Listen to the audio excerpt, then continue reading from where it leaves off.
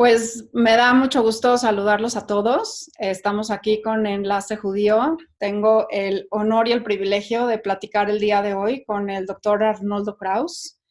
Arnoldo Kraus es médico y además es escritor. Es miembro del Colegio de Bioética, es integrante del Seminario de Cultura Mexicana y es profesor de la Facultad de Medicina de la UNAM. Además es médico mío y amigo de toda mi familia. Me da un placer enorme poder estar contigo, Arnoldo. Y bueno, ahora que entramos a la fase 3, obviamente platicar contigo es muy importante. Gracias, Carol, por la presentación. Yo te sigo, voy escuchando tus preguntas y trataré de ser breve para dar pauta a varias preguntas tuyas y que sea más rica la conversación. Excelente. Pues vamos a ver. En principio, la bioética vincula los valores humanos con el conocimiento. Sin embargo, estando ya en fase 3, posiblemente con los hospitales a punto de estar saturados, si no es que ya algunos saturados, donde existen recursos limitados, no solo de los respiradores, de los ventiladores, sino también de camas, de medicinas, de personal médico, incluso de tiempo, porque son decisiones que hay que tomar deprisa. ¿Qué factores influyen para tomar estas decisiones, a quién asignar estos recursos y a quién no? Bueno, me hiciste sin mencionar las muchas preguntas, Carol. Creo que tengo que hablar un poquitín de qué es la bioética y qué es la ética médica para llegar a los respiradores, que es lo que más agobio le produce a la gente por razones obvias. Debo decir, sin seguir una definición clara, porque no me gustan las definiciones así muy estrictas, algo sobre la bioética y sobre la ética médica. Primero debo decir que la ética médica es parte de la bioética.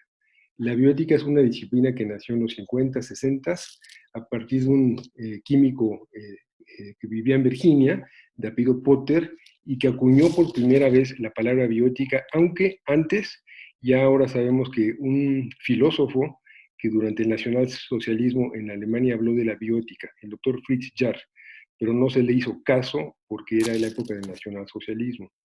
Para resumir en una forma sencilla y que todos nos entendamos, la bioética se define como la ciencia de la supervivencia del ser humano, de la sociedad y del mundo entero.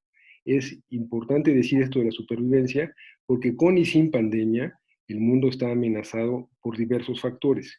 Yo con frecuencia comento que el mundo está enfermo y está muy enfermo y cada vez más enfermo, y la pandemia solo es una punta del iceberg que revela lo que muchos pensadores dicen cuando hablan de que la Tierra con mayúscula, está amenazada. Debo decir que las primeras palabras, que se utilizaron antes de hablar de la biótica como tal, fue la de un ecólogo norteamericano que vivía en el sur de Estados Unidos, de nombre Aldo Leopold, que dijo: el ser humano es el cáncer de la Tierra. ¿Tiene que ver todo esto con lo que estamos hablando? Sí, tiene que ver mucho, porque todavía no sabemos el origen preciso del virus, del coronavirus.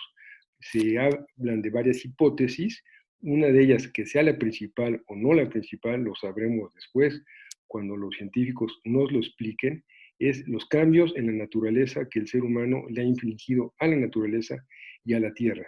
De ahí la pequeña historia de la bioética y de la ética médica.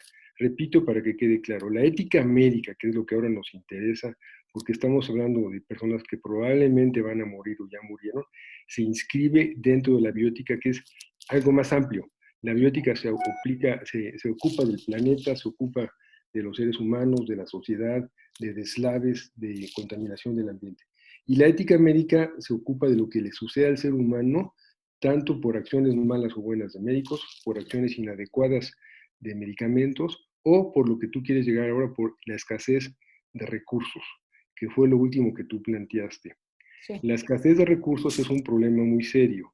En los países pobres, México incluido, siempre se tiene que luchar contra la escasez de recursos. Yo hace tiempo que no estoy en un hospital gubernamental, pero la escasez de recursos se palpa y es fácil de constatar en cualquier hospital público de la Ciudad de México y mucho más en provincia. Hay una constante carencia de recursos y hay una constante desbalance entre lo que puede ofrecer el personal médico y el hospital para satisfacer las necesidades del público. Y aquí es la primera ecuación importante. Hay pocos recursos y hay un exceso de demanda.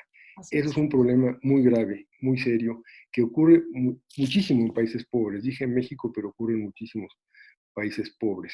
¿Qué se hace con eso? Bueno, los problemas son muy serios porque si no se satisfacen las demandas, las personas enferman más o las personas fallecen. Y en esta situación tan aguda, en donde la demanda va a ser seguramente mayor que las posibilidades de ofrecer, y no hablo de México, hablo de lo que ya sabemos en Estados Unidos, en Italia, en España, en Francia, y en Inglaterra y en un sinnúmero de países ricos, voy a decir ricos en el aspecto de sistemas de salud mejores que el nuestro. El de Estados Unidos no estoy seguro si sea mejor que el nuestro, pero el de los otros países sí, y en donde vemos que el personal médico y la capacidad hospitalaria han sido rebasados. Es decir, hay un desbalance, lo repito, entre lo que se puede ofrecer y lo que se necesita recibir. Y aquí el problema es muy interesante. Aquí entramos de lleno a la ética médica. A los médicos y a los hospitales se les va a pedir que tomen decisiones éticas en ambientes no éticos. Una sala de urgencias completamente llena no es que no sea una sala en donde prevalezca la no ética, pero sí prevalece el número de enfermos que están solicitando atención médica, ya sea para sobrevivir o para ser atendidos médicamente. Ahí los médicos tienen que tomar decisiones muy complicadas. Estamos también, y no sé si hablaremos después, en una época en que ha habido mucha discusión con respecto al triage o al triaje, como lo quieran denominar, triage en ¿Puedes francés, explicar qué es el triaje? claro, sí, o triaje en español. Ajá. Triage proviene del francés, es una palabra que significa seleccionar. Y seleccionar cuando hay pocos recursos y mucha demanda es bastante complicado. Esta palabra triage o triaje se originó en las guerras. En las guerras es más fácil seleccionar qué paciente debe pasar al quirófano o qué paciente puede aguardar. En caso de las pandemias como ahora tenemos, cuando las salas de urgencias están llenas, hay que decidir quién debe pasar y es más complicado. En las guerras, a quien no se pase rápido al quirófano por una hemorragia quizás muera y quizás pueda esperar un poco el que tengan que amputarle, perdón, algún dedo. Pero cuando estás hablando de dos enfermos que tienen una oxigenación baja, la oxigenación es lo que más se ve afectado en esta época del coronavirus, pues es muy difícil decidir si pasas al de 80 que tiene su oxigenación, lo normal es 95 en la Ciudad de México, o al que tiene 82.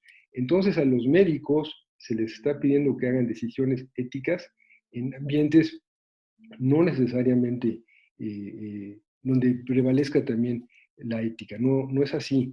Y esto ha tenido muchísimos bemoles, porque la guía, de la cual no hablaremos ahorita, porque no hay tiempo, es una guía que se propone para ver cómo se hace triage, es una guía que ha propuesto el Colegio de Bioética. Se hablaba antes de la edad, que era un problema muy serio y que ha recibido unas críticas tremendas. Yo también estoy de acuerdo que no se debe seleccionar por edad. Pero aquí la matemática, Carol, y a quien me esté escuchando, es muy difícil. ¿A qué me refiero con la matemática? Es muy complicado en casos de emergencias y en casos serios, saturados, con falta de recursos, decidir, siempre digo, uno más uno no es dos en estas situaciones. Digo eso porque cada paciente es muy diferente y cuando digo uno más uno no es dos, las realidades de los enfermos son absolutamente diferentes. ¿A quién escoger? Esa es la pregunta. Y aquí podría dar muchísimos ejemplos que se pueden prestar a una gran discusión. También quiero decir que el interés de la ética médica, o lo que me interesa a mí, perdón, sobre la ética médica, es que no es una disciplina exacta. Es muy difícil tomar decisiones generales para todo el mundo. Hay que recordar que cada persona es un individuo diferente, con una historia diferente, con un presente diferente, y desde ese punto de vista, la geografía humana de cada persona difiere. Entonces, escoger quién pasa primero a terapia intensiva por historia de su geografía humana, de sus buenas actitudes, de sus malas actitudes, de sus pertenencias sociales, es muy, muy complicado. Y así ha sido en la experiencia de los países que mencioné antes, Carlos. Pero bueno, finalmente se van a tener que tomar esas decisiones, Arnoldo. Yo entiendo que es una decisión compleja y la verdad no me gustaría estar en los zapatos de ninguno de los médicos que tienen que hacer esas decisiones, porque incluso hemos visto como en países que mencionaste, como en Italia, que las repercusiones a la salud mental de los médicos, viendo para atrás las decisiones tan fuertes que tuvieron que asumir, tuvieron repercusiones en ellos mismos. Entonces, sí debemos, o más bien debiera esta guía de ayudarles un poco más a los médicos para que hayan ciertos parámetros. Por ejemplo, ya quitamos la edad. La edad no es un parámetro para tomar esa decisión, pero entonces, por ejemplo, tampoco el valor moral de la persona, o sea, un criminal tiene la misma posibilidad. Digo, te estoy haciendo preguntas para Sí. armar la discusión, ¿no? Entonces, una persona con un valor moral o que aporte a la sociedad más que una persona que es un criminal tiene más peso en la decisión o incluso algún factor predisponente. O sea, ¿cuáles son quizás la lista de factores que habría que sí evaluar y los que no deberían de entrar en la ecuación? Lo que tú preguntas, Carol, es una pregunta adecuada y suena muy bien sentado donde tú estás y sentado donde yo estoy. En las salas de urgencias hay tantos factores que no son fácilmente evaluables que impiden tomar una conducta clara. A puede no ser A y B no puede ser B.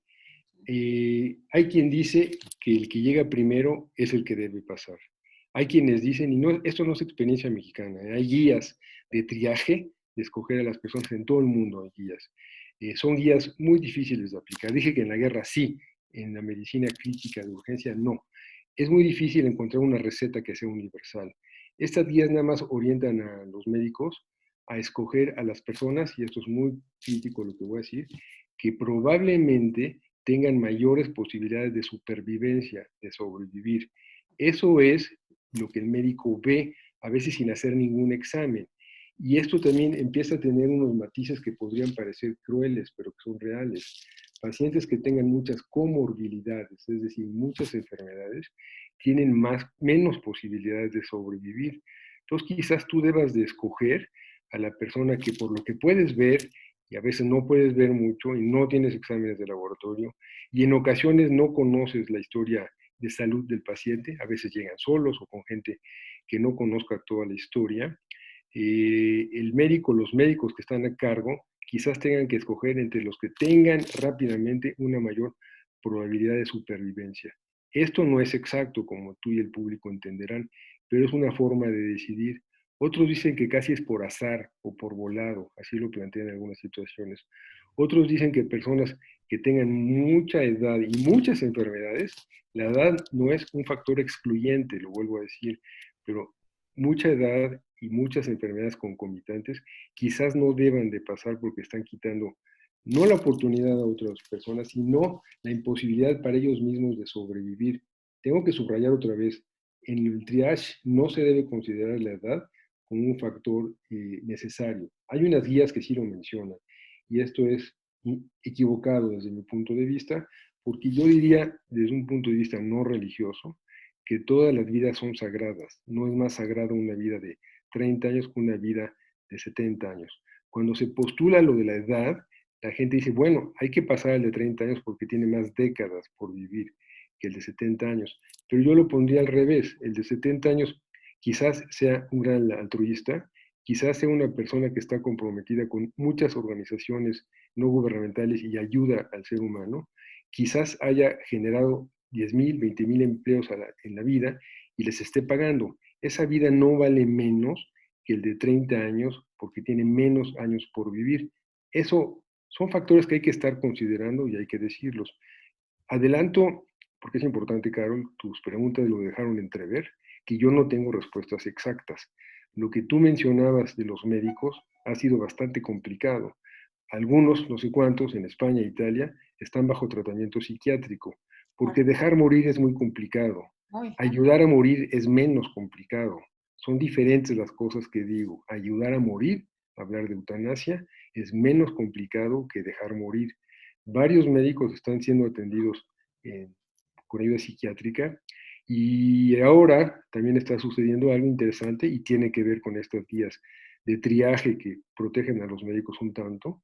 En Italia, España e Inglaterra, por lo menos, la población ha empezado a demandar al gobierno por falta de equipo, por falta de prever que iba a suceder algo similar, y los deudos están pues enojados y están buscando demandar a quienes resulten responsables, si es que hay responsables. Yo, por supuesto, pienso que hay responsables.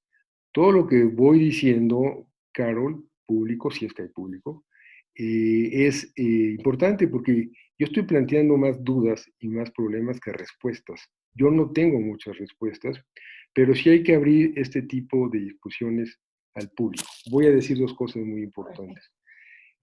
Sería muy interesante saber si la gente que está aguardando en la sala de urgencias para pasar tienen sus voluntades anticipadas o su Eso. testamento vital. Justo te iba Testamento, yo a decir eso, que quizás los formatos de voluntades anticipadas podrían ayudar a los médicos. la voluntad anticipada, para quien no lo sepa, es la firma que hace el médico, perdón, la persona ante un notario acompañado de dos apoderados, usualmente dos familiares, donde escribe qué es lo que quiere y qué es lo que no quiere, testifica más que escribe, en caso de que tenga una enfermedad crítica. Y con esto, resumiendo, quiero decir, el paciente dice, quiero que se me intube, no quiero que se me intube.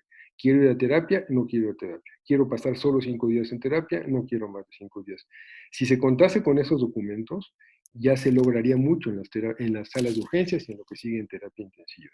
Ese es un problema importante y la discusión que ahora estamos teniendo y la discusión de la guía mexicana que está por acabarse de elaborar, ha abierto toda esta discusión. Es muy importante invitar a la gente a pensar cuando sea posible cómo quiere morir, cuándo quiere morir, dónde quiere morir, con quién quiere morir. Palabras Arnoldo. complicadas, digo, pero tienen que ver con eutanasia. Te toca, Carol. Ya veo que Sí, no sí, aguantas. no, porque te voy a decir algo. Sí, sí estoy de acuerdo en todo lo que estamos platicando. Sin embargo, hay un tema que me encantaría que platicáramos que no es tan blanco y negro. Hay un tono de gris, porque en el dramatismo de sí y no un ventilador, también existen grises de cuidados paliativos, no necesariamente curativos. ¿Puedes platicar un poquito sobre estos tonos de grises? Porque no es de que la gente se queda sin nada. Sí, acabo la idea y te digo de los cuidados paliativos que ahorita no tienen tanta relevancia. Entonces, bueno, si hubiera voluntades anticipadas, quizás sería más fácil decidir qué hacer. Y Correcto. otra cosa que es muy complicada, Carol, pero probablemente suceda. No tienes que ser médico para saber que después de 7, 10, 15 días en las salas de terapia intensiva ya se cumplió el máximo esfuerzo terapéutico. Estando al lado de muy buenos médicos, de muy buenos hospitales, de muy buenos aparatos, hay un momento en que la mayoría de los médicos saben, no hay un día exacto, que después de cierto tiempo y después de un gran esfuerzo terapéutico, es muy, muy poco probable que la gente sobreviva.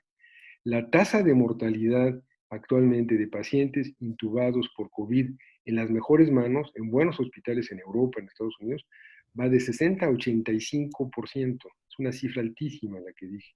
De 100 pacientes que metan la terapia intensiva, probablemente mueran 70% o más, según otras estadísticas, hasta 85%, considerando que están siendo muy bien atendidos con grandes equipos y grandes médicos. Aquí viene otro problema muy complicado que va a suceder en México y dejo el problema para que lo piense la gente. Si los médicos ya saben, más o menos después de 7, 8, 9 días, que la disfunción orgánica del paciente pulmonar es en esencia, pero ya también sabemos que se afecta riñón e hígado de forma importante, ¿qué hacer con ese paciente cuando lo más seguro y lo más certero es que fallezca en 2, 3, 5, 10 días? Bueno, desde el punto de vista de la ética y hablando de escasez de recursos, porque tú empezaste hablando de eso, quizás, nada más digo quizás, lo más prudente sería hablar con la familia y desconectar al paciente para permitirle que fallezca con cierta dignidad, que los pacientes entiendan que se le va a quitar el respirador. ¿Por qué? Para darle lugar a un paciente que está en urgencias esperando la posibilidad de sobrevivir. Problema muy complejo el que dije. No tengo respuesta, pero puedo discutirlo. Los cuidados paliativos que tú decías, Carol, son para enfermedades crónicas, para enfermos que usualmente van a morir por cáncer, la mayoría de ellos, y que no les interesa para nada el tema de bien morir, de eutanasia, y lo que sí les interesa a él y a sus familiares es tratar de pasar sus últimas semanas o meses con el mejor cuidado terapéutico, psicológico, de acompañamiento. Entonces, los cuidados paliativos ahorita no vienen a colación. Hay que recordar que parte del trauma brutal de los médicos en España es que los pacientes morían afuera de las salas de urgencias, sedados nada más, porque no había nada más que hacer. Eso no es un cuidado paliativo, pero es lo que podían hacer los médicos.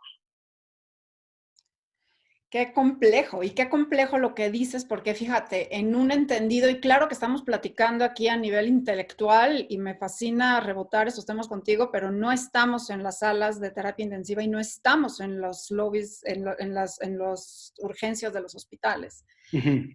Siguiendo este ejercicio intelectual y considerando lo que dijiste, que todas las vidas humanas tienen el mismo valor, quizás entonces yo te aceptaría echar un volado. Pero, Sí. híjoles, qué complejo tener que tomar una decisión así de forma azarosa. Sí, claro que mucha gente no va a estar de acuerdo en que todas las vidas tienen el mismo valor. Yo lo digo como algo global.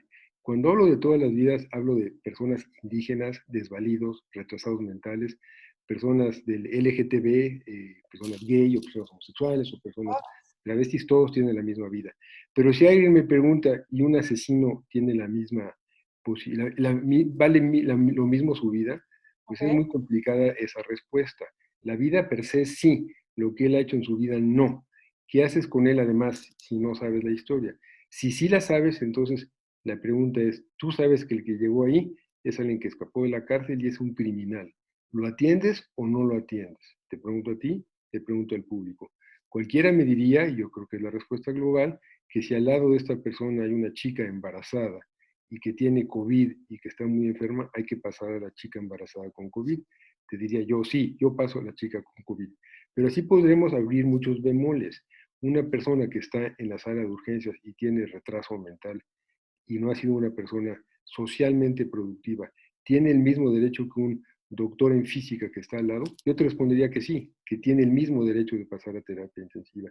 Quizás algunas personas difieran y acepto que difieran. No lo dije todavía, pero la medicina no es una ciencia exacta, ¿eh? Nunca es una ciencia exacta. Es muchas veces 2 más 2 no es 4.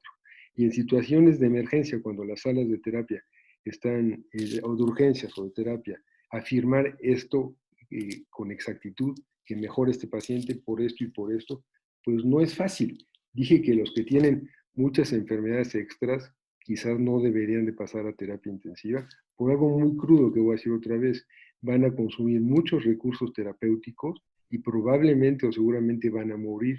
Mejor pasar a alguien que tenga más oportunidad de sobrevivir. Es un esquema que se plantea, por supuesto.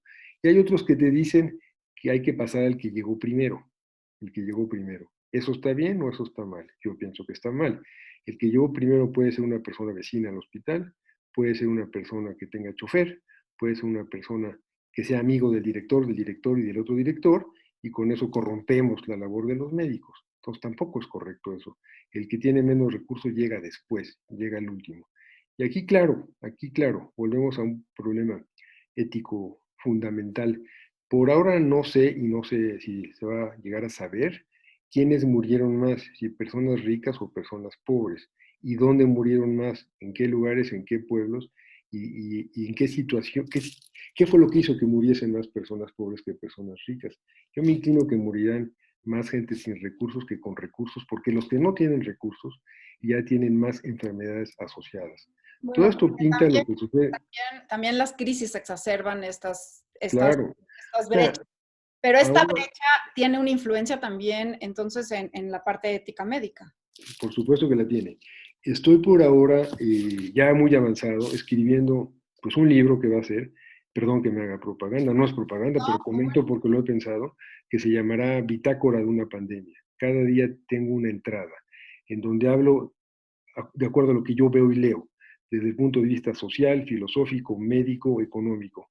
Claro que aquí habrá una denuncia cuando sepamos quiénes murieron y que lo vamos a saber en una forma muy cruda, porque después de esta pandemia, yo sé que estamos inmersos en muchos países del tercer mundo en una pandemia que se llama la pandemia de la pobreza. Entonces, la pandemia de la pobreza va a seguir y espero que no de una manera muy cruda cuando acabe esta pandemia, que no sé cuándo acabe esta pandemia, pero si tú escuchas a personas de escasos recursos eh, reflexionar sobre lo que sucede ahora con el COVID, A mucha gente le da más miedo morir de hambre que morir por el COVID. Pequeña paradoja, pero no es paradoja, es la vida cruda y real. Y claro, las enfermedades, por eso mencioné lo de mi libro, se dice que crisis en chino significa oportunidad. Es un teorema que algunos dicen que es veraz y otros que no. Crisis lleva a una oportunidad, sí, a una oportunidad. Aquí tendremos muchas oportunidades, yo pienso. La primera será estudiar qué le hemos hecho la humanidad a nuestra casa, la naturaleza y la tierra. ¿Qué le hemos hecho? ¿Qué hemos permitido para que los políticos hagan lo que quieren? ¿Qué hemos permitido para que se decida que la contaminación puede seguir como lo dicta Trump todo el tiempo sin que nadie proteste? Habrá que repensar en lo que es el ser humano. Habrá que repensar hasta dónde podemos seguir haciendo y destruyendo la tierra sin que haya eventos tan brutales como el que estamos viviendo. No aseguro, lo dije al principio, que el COVID, este bicho, este virus, sea secundario a lo que le ha hecho el ser humano a la Tierra, pero es muy probable que el desbalance que hay entre la vida de los murciélagos en China y la vida del pangolín, el otro animal que se ha asociado a ser portador del COVID-19, tengan que ver con la destrucción de la naturaleza. No solo que se comen, en los mercados de China se come murciélago, y no solo que se usen las escamas del pangolín y que estén infectadas. Habrá que ver qué es lo que nos estamos permitiendo y hasta cuándo lo podemos permitir. Me imagino que muchos en el auditorio tendrán hijos o nietos y claro, nuestra obligación es ver mañana. Hoy la destrucción ya es tremenda y sí tiene que ver con esta pandemia, claro que tiene que ver con esta pandemia, por algunas de las razones que dije, Carol. Te quiero preguntar, bueno, ahora sí que para tu bitácora, que obviamente cuando salga el libro me avisas, me va a encantar tenerlo, está el caso de un padre religioso en Italia que decidió darle su ventilador a un muchacho joven en Italia. Él falleció para dárselo, ¿no? Ese caso me llamó mucho la atención en su momento, fue hace como un mes, y verdaderamente es el sello que estamos teniendo en esta pandemia, y en México vamos a llegar quizás a ver escenarios así, por lo cual sí te quiero preguntar sobre esta guía. Sé que están haciendo la guía bioética para el manejo de la pandemia aquí en México. Más que hablar en particular de la guía, me gustaría, por ejemplo, entender, Italia sí tomaba en cuenta la edad para hacer el triaje. Aquí en México hay algunos factores, sabemos de algunos factores que sí están considerando para echarle la mano a los médicos. Sí, la guía ante todo, yo creo que un propósito importante de la guía es proteger a los médicos contra posibles demandas. ¿Por qué atendieron a A y no atendieron a B? Ese es un punto importante de la guía.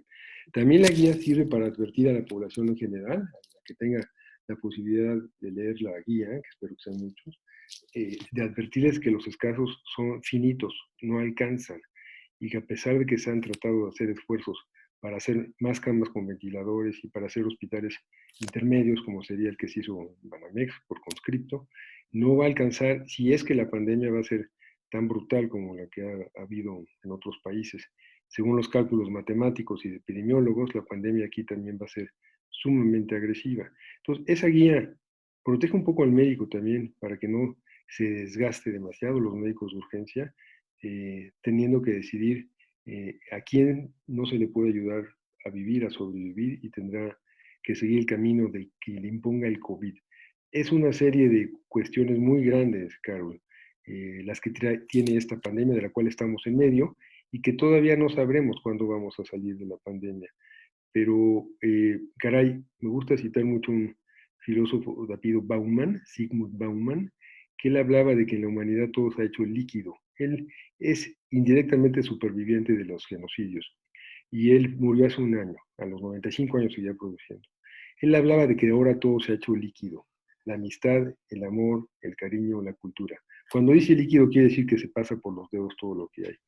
Y al decir esta cuestión de que todo era líquido, pues ahora lo que estamos tratando, lo que estamos viviendo, perdón, es que nuestros dogmas, conocimientos científicos y de conocimiento en general pues se están haciendo un poco líquidos.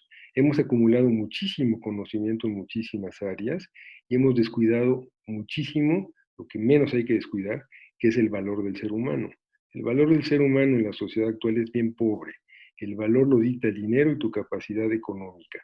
El valor de la persona como tal, en general, ha desaparecido, y de esto hablaba mucho Bauman cuando hablaba de todo se haya hecho líquido. Bueno, ya llevamos media hora, el pacto era hablar media hora. Pues nada ¿Quieres más me hacerme gustaría, una última pregunta? Te sí, escucho. lo que me gustaría nada más es para acabar, quiero acabar retomando que tú eres hijo de sobrevivientes del Holocausto, de la Ujú. Segunda Guerra Mundial, y un poco una pregunta más personal, porque tú escribiste en tu columna hace unos días sobre el ser testigos Sí, y de que estamos siendo testigos de una pandemia y nuestra responsabilidad y nuestra obligación de no ser indiferentes ante ella. Y con eso me gustaría acabar. gracias, Carol. Pues mira, ser hijo de supervivientes siempre te marca. Yo nunca tuve un primo hermano en México con quien jugar, nunca. Importante lo que digo, sí, tuve dos hermanos y mis padres, ese era el núcleo familiar. No es que te haga diferente como persona, ni mejor ni peor, por supuesto que no. Pero cuando creces sin familia y conoces posteriormente la historia de tus padres y de los primos que nunca viste, y de los tíos que nunca viste, y de los abuelos que nunca viste, pues no es cuestión de melancolía o nostalgia, es cuestión de que en la piel creces en una casa que es diferente. Esto a mí en lo particular, yo pienso, caray, qué pena hablar de mí, que me sensibilizó un poco para tratar de ser una buena persona.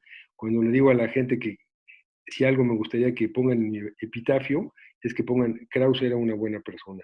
Yo creo que eso lo aprendes cuando hay una serie de carencias amorosas, amistosas, de familia. Mis padres eran grandes padres, pero creces diferente cuando no hay ese, ese árbol que te está protegiendo y te está cuidando todo el tiempo. Y eso yo creo que a muchas gentes la sensibiliza. Esta cuestión de sensibilizarte quizás te permite o te obliga a pensar más en que la otra persona que está enfrente de ti debe ser una persona similar a ti. Es algo que deberíamos de cultivar mucho más en la comunidad judía, darle la importancia al que está de enfrente como si fuera un otro yo, una persona en la cual yo me reflejo y mi familia se refleja, y darle el valor como ser humano al que tú se lo das a los tuyos. Cuando hay tragedias como la que estamos viviendo, porque para todos los deudos que han perdido personas que no deberían morir, ¿qué quiero decir que no deberían morir? Jóvenes de 30, 40 años que fueron víctimas de este virus inesperado, pues el dolor queda ahí en una forma importante, y los enojos quedan ahí y los reclamos quedan ahí contra el hospital, contra el gobierno, y en un u otro sentido te convierten en un testigo de lo que está sucediendo. Como tú bien sabes y la mayoría del público debe saber, hubo una hipocresía brutal durante el genocidio. Todos dijeron que no sabían lo que pasaba. Sí sabían, por supuesto que sabían. Sabían desde el Vaticano hasta Estados Unidos, hasta Inglaterra. Todo el mundo sabía del genocidio. Yehudi Menuhin se fue por eso de Israel muy temprano, en los 30, porque ya venían venir lo que iba a suceder. Yehudi Menuhin está hablando de los 30, 12, 6 años antes del inicio del genocidio. Y se decía que no sabían. Igual con el genocidio armenio, se decía que no sabían.